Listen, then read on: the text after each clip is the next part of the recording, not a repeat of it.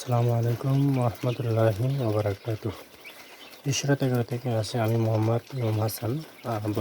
বরাবরের মতো নতুন একটি ভিডিও নিয়ে তো আজকে আলোচনা করব কোয়েল পাখির আপনার ভেরি ইম্পর্টেন্ট কিছু মেডিসিন নিয়ে, যেগুলা আপনি না জানলে এই খামার সেক্টরে আপনি 100% লসের সম্মুখীন হবেন। ঠিক আছে, এইসব মেডিসিনের আপনার বিষয় আপনাকে অবশ্যই জানতে হবে। কখন কি মেডিসিন প্রয়োগ করবেন, ঠিক আছে।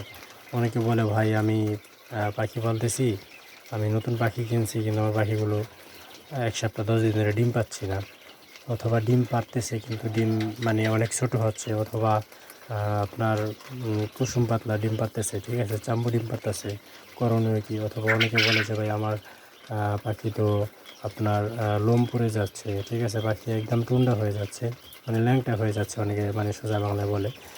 যাই হোক, তো আবার পাখি চুনা পায়খানা করে, ঠিক আছে, পাখি ঠিকমতো খাচ্ছে না, রুচির সমস্যা। তো এসব কেন হয় বা এগুলোর প্রতিকার কী, সেই বিষয় নিয়ে আজকে আপনাদের এখানে 5টা মেডিসিন আছে। তো 5টা মেডিসিন সম্পর্কে আপনাদের সাথে আলোচনা করব।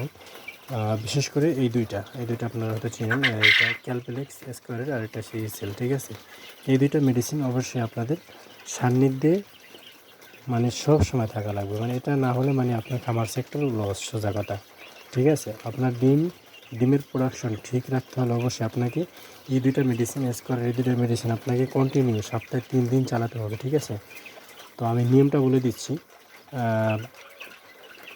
আপনি যদি খামার সেক্টরে লাভবান হতে চান, যারা 2-4টা পাখি পালন করেন তাদের হিসাব কিন্তু অন্য, ঠিক আছে। তারা সাধারণত এইসব মেডিসিন কিনে তাদের পোষাবে না।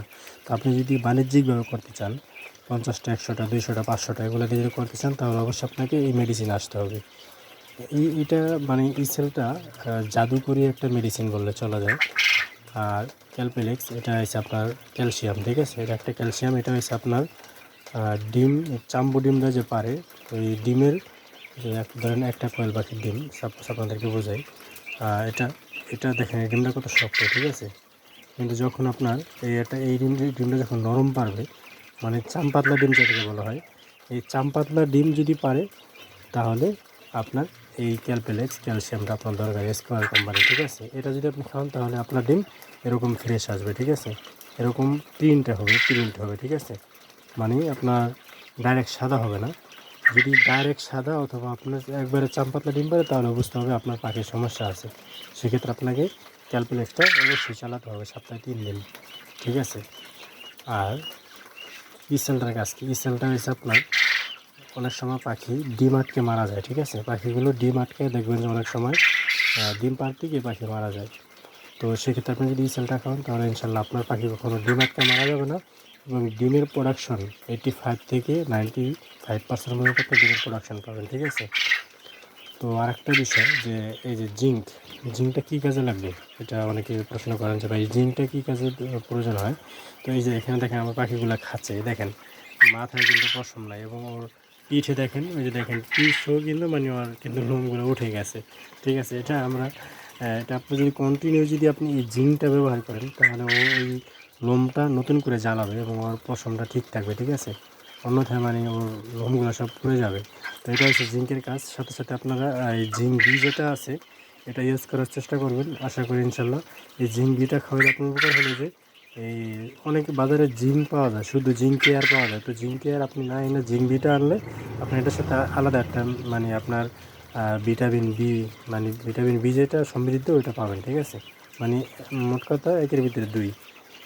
আর ডক্সিবেট, যদি আপনার পাখি যদি আপনার ঝিমায় অথবা আপনার যদি হালকা ঠান্ডা লাগে, তাহলে আপনার ডক্সিবেটটা অবশ্যই প্রয়োজন, ঠিক আছে। আমাদের আরেকটা মেডিসিন আছে, ওইটা আমি এখানে আমার আপাতত নাই, এই জন্য দেখাচ্ছি। ওইটা হচ্ছে আপনার মাইক্রোনিট।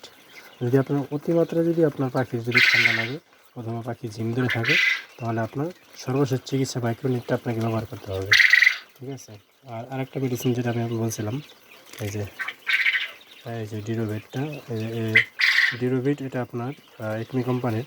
এটা যদি আপনার পাখি যদি আপনার কখনও চুনা পায়খানা করে অথবা পাতলা পায়খানা করে বা পানি পায়খানা করে, আপনার লিটারগুলো ভিজিয়ে ফেলতেছে, সেক্ষেত্রে আপনাকে এই মেডিসিনটা 3 দিন ব্যবহার করবেন, প্রতি লিটার 1 গ্রামে, ঠিক আছে? তো আমি সর্বশেষ আপনাদেরকে বেশি দীর্ঘায়িত করব না। আমি এই 2টা মেডিসিনের ব্যবহার বিধি এবং নিয়মটা বলে আজকে ভিডিও শেষ করব। আর একটা কথা বলে রাখি, আপনারা যারা আমার চ্যানেলে নতুন তারা ইনশাল্লাহ আমার চ্যানেলটি সাবস্ক্রাইব করে রাখবেন। যদি মনে হয় যে না ইমাম ভাইয়ের ভিডিও দেখে আপনার বিন্দুমাত্র আপনি উপকৃত হয়েছেন, তাহলে অবশ্যই আমার চ্যানেলটি সাবস্ক্রাইব করবেন, লাইক কমেন্ট করবেন। অন্যথায় আপনার দরকার নেই। আপনার যদি মনে হয় যে না আপনার ভিডিও দেখে কোনো উপকৃত হন নাই, তাহলে আপনার লাইক কমেন্ট করার দরকার নাই। আর যদি এভাবে নতুন ভিডিও পেতে চান, তাহলে অবশ্যই চ্যানেলটি সাবস্ক্রাইব করে রাখবেন, ফলো দিয়ে রাখবেন। আশা করি ইনশাল্লাহ তাহলে ভালো কিছু শিখতে পারবেন, ঠিক আছে? তো অবশ্যই এই 2টা মেডিসিন আপনাকে প্রতি সপ্তাহে 3 দিন চালাতে হবে, 3 দিন। সেটা আপনার সপ্তাহে 3 দিন, সপ্তাহের শুরুতে হতে পারে অথবা লাস্টে হতে পারে। ধরেন আপনি যদি শুরুতে চালান, তাহলে শনি, রবি, সোমবার দিন আপনি এই মেডিসিনটা ইউজ করবেন। আর যদি আপনি সপ্তাহের শেষে চালান, তাহলে ধরেন বুধ, বৃহস্পতি, মানে সোম, মঙ্গল, বুধ, অথবা আপনার মঙ্গল, বুধ, বৃহস্পতি, ঠিক আছে? এভাবে আপনি এই করে চালাবেন। আর একটা নিয়ম হলো, এই সেলটা আপনার প্রতি লিটারে 1 মিলি করে, 1 মিলি প্রতি লিটারে, আর ক্যালপেল এক্সট্রা প্রতি লিটারে 2 মিলি, ঠিক আছে? 2 মিলি অথবা 1.5 মিলি দিলে চলে। যদি আপনি প্রতি লিটারে 1.5 মিলি দেন, তাহলে আলহামদুলিল্লাহ। 2 মিলি দিলে ভালো আর কি, ঠিক আছে? ক্যালসিয়ামটা একটু বেশি লাগে। তো এই সেলটা আপনি প্রতি লিটারে 1 মিলিও দেয়। অনেকে আবার মনে করেন যে প্রতি আপনার 2 লিটারে 1 মিলি দেয়, ঠিক আছে? তো আপনার যদি ডিমের প্রোডাকশন একটু কম থাকে, তাহলে আপনি প্রতি লিটারে 1 মিলি দিলে চলবে ইনশাল্লাহ। তো ইনশাল্লাহ ভিডিও বেশি দীর্ঘায়িত করবো না। তো দেখা হবে নতুন কোনো ভিডিও নিয়ে। ততক্ষণ ভালো থাকবেন। আল্লাহ হাফেজ।